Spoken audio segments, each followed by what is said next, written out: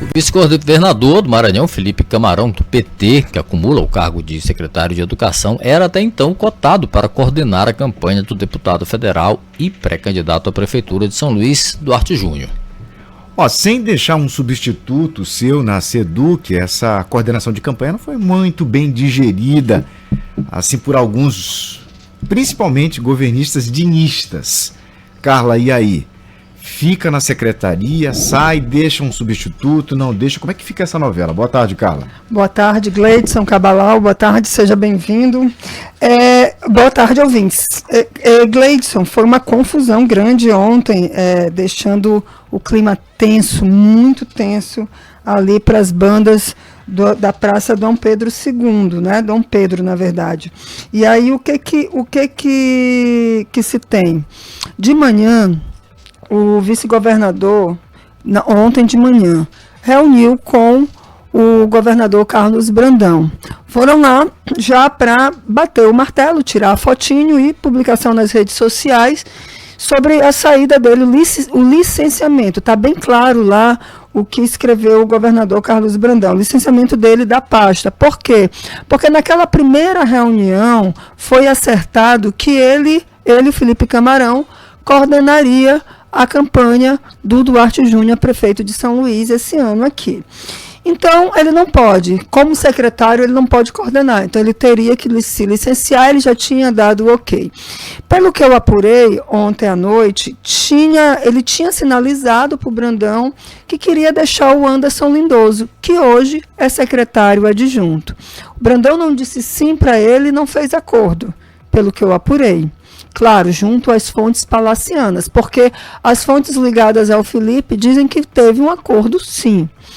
Mas alguns outros, que não são nem lá nem cá, atuam como bombeiros, aí eles me confirmaram que o Brandão não fechou esse acordo. Até porque existe aí nesse meio todo 40% do recurso dos precatórios do Fundef em jogo, né? Bora voltar aqui à nossa questão política. Acontece que o Felipe aceitou, tirou foto e saiu. Quando ele saiu, ele se arrependeu ou foi convencido a se arrepender após algumas ligações. Aí, como ele foi convencido a se arrepender, à tarde ele voltou no Palácio dos Leões para dizer que ele não queria mais a coordenação e que ele queria continuar na SEDUC, que o Brandão já tinha anunciado a Jandira Dias, que é secretária extraordinária de captação, de gestão de recursos federais, aqueles que fazem os projetos para conseguir convênios, né, de verba voluntária do governo federal. Então, ele falou, não, agora eu não quero mais. E o clima já estava tenso, porque... Ela iria assumir a Secretaria de Educação? Isso, não, por enquanto o cenário ela vai assumir. O cenário é esse, pode mudar. 7h30 da noite isso pode mudar. Mas, por enquanto, o cenário ela vai assumir. E ele para a coordenação. Ele falou uma coisa para Brandão ontem. Hoje, eu vou te usar a frase aqui que uma fonte minha passou. Só um instantinho. Me falou exatamente assim. Acho que ele fica na SEDUC, mas isso vai ser uma reavaliação de amanhã. Amanhã isso me foi dito ontem, no fim da noite. E tudo para primeiro esfriar o clima, porque ficou muito tenso, aí esfriando o clima. O clima ficou tão tenso que o Márcio Gerri, deputado federal e presidente estadual do PCdoB, que tinha desembarcado ontem em Brasília, voltou no fim da noite, início da madrugada de ontem, hoje, né, para São Luís e está reunindo agora com o pessoal do PCdoB. Então, clima tenso demais. A reunião de Felipe... Mas você estava falando que o martelo vai ser batido às 7h30 da noite. Vai ter uma reunião de Felipe e o governador Carlos Brandão, já para definir isso. Porque os aliados de Felipe, que o convenceram a se arrepender, disseram que ele não podia aceitar, porque ele pode não voltar. É o que eles estão dizendo, é o que eles estão apostando. Mas a postagem do governador Carlos Brandão, quando a gente lê, ele diz que ele vai se licenciar, a Jandira vai assumir enquanto ele coordena. Né? Então, se ele vai se licenciar enquanto ele coordena, a ideia que passa é que ele volta. Claro que não é tão simples assim. Não é tão texto, simples. a hermenêutica das entrelinhas seria isso. Agora, na política dinâmica, a gente não está sabendo. Pois é, aí vamos ver como é que vai ficar. O que o PCdoB está decidindo agora, está reunido, ainda não tenho informações a respeito, e como é que vai ficar essa reunião de Brandão com Felipe Camarão. Isso aí é um indicativo de que, como a questão lá em Colinas está superada, lembrando para vocês que lá em Colinas é guerra, o grupo Brandão vai lançar candidato e o grupo de Márcio Gerri vai lançar um outro candidato e não tem mais acordo na base governista sobre isso, já que o grupo dinista estava condicionando resolver a questão do TCE, a questão de Colinas. Agora, eu não exagero dizer para vocês que a questão da SEDUC talvez se resolva se a questão do TCE se resolver.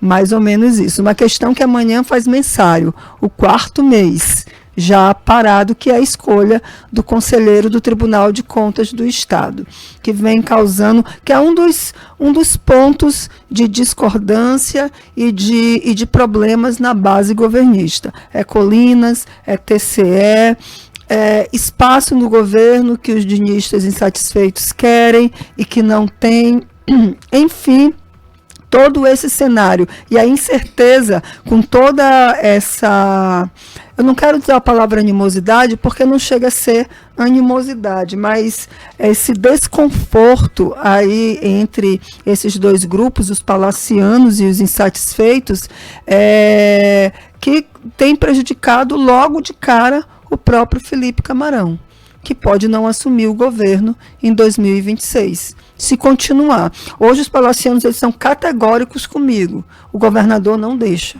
Não deixa ele assumir, não deixa o governo. Vai até 31 de dezembro de 2026. Logo não vai sair candidato a senador. Outros apostam que isso pode ser revisto, mas eu estou falando do cenário de agora. Mas do cenário de agora fica assim. Minha dúvida, Carla, político sem mandato é um caso sério.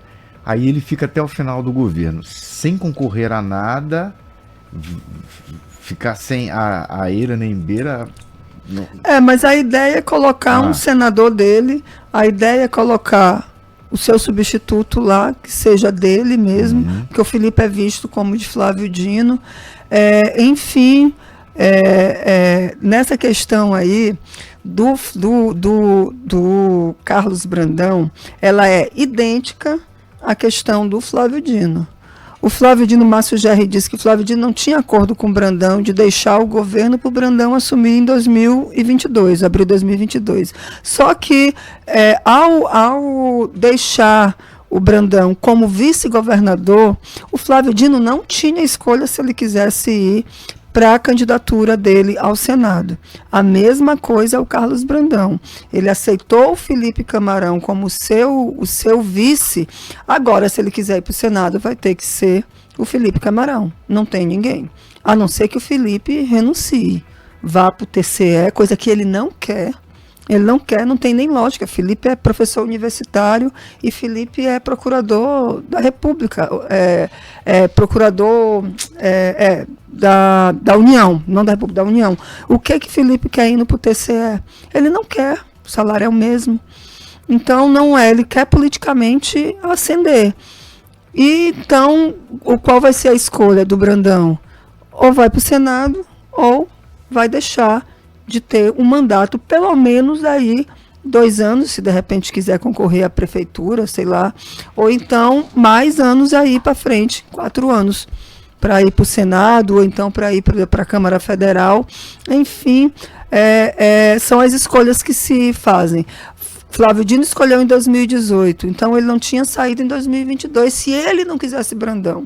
Coisa que ele nunca manifestou. Até alguns analistas dizem que ele manifestou sim, ao segurar até o último minuto a escolha pelo nome de Brandão. Né? Vocês lembram, em 2022 ficou quem seria o candidato da base do governo. E agora, a mesma coisa, a escolha, os acordos, as escolhas que Carlos Brandão fez em 2022 vão refletir em 2026 e ele vai ter que ficar nessa opção. Se deixar é o Felipe. E ele sai ao Senado. Se não, ele fica até o final e fica sem mandato. Tá certo, Carla, um outro assunto aqui é esse do deputado estadual Neto Evangelista, lá do União Brasil. Ele anunciou hoje a sua desistência, né? Porque a gente parecia que não era candidato porque a gente não via essa movimentação dele toda, parecia ter acordo com o governo para de fato não sair, mas anunciou hoje para você. Oficialmente, né? Não tinha tirado ali o nome dele. Isso. Páreo, né? Ele anunciou em primeira mão, no Bastidores, no Bom Dia Mirante, hoje pela manhã, que ele não vai concorrer. Justificou o fato dele não concorrer porque ele disse que ele teve um ano de 2023 muito voltado a defender o mandato dele, que estava sendo questionado na Justiça Eleitoral, por conta daquela ação de fraude em cota de gênero. Então ele disse que ficou muito distante dos assuntos da cidade, dos debates de São Luís, e isso prejudicou uma viabilidade da candidatura dele à prefeitura. E que União Brasil, como é da base do governo Carlos Brandão, vai caminhar com o Duarte Júnior. Mas chama atenção que ele diz: União Brasil, meu partido vai caminhar com o Duarte Júnior. Depois eu perguntei para ele, já nos bastidores, o senhor falou do União Brasil, não falou da sua posição. Ele falou que, por enquanto, ele vai ficar meio ali afastado, ver o debate para depois ele se posicionar. Isso não seria valorizar o passe? Claro, não. Primeiro deixa eu sentar para conversar, para acertar aqui com o Duarte, para de fato anunciar esse meu apoio? Não, isso seria mágoa de 2020. Lembrar isso, né? 2020 ele já tinha optado por não ir, né? Exatamente. Mágoas sobre como foi a campanha. Foi uma campanha de muitas mágoas, essa campanha de 2020, porque o pessoal do governo, que eram vários candidatos, esse pessoal acabou debatendo entre si de forma muito pesada, né? Então, eu acho que do deputado Neto Evangelista é mais mágoa do que tentativa de valorizar o passe. Mas é quase impossível ele declarar um apoio para o Eduardo Braide, como ele fez em 2020. E eu explico. Gente, ele é líder do governo Carlos Brandão. Ele pode até não declarar apoio para o Duarte Júnior, ou, se declarar, não colocar mesmo a campanha na rua a favor do Duarte. Não subir no palanque. Não subir no palanque. Mas não vai para o adversário.